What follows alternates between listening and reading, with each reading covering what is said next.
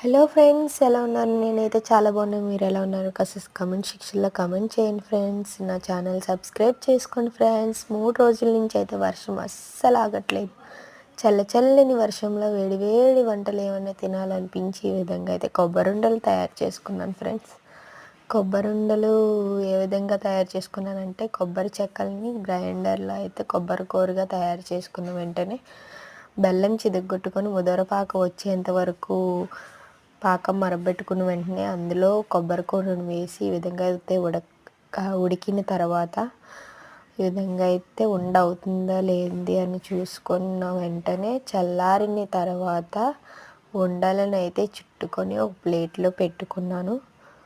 పెట్టుకున్న వెంటనే ఒక బాక్స్లో అయితే పెట్టి పిల్లలకి పెట్టాను ఫ్రెండ్స్.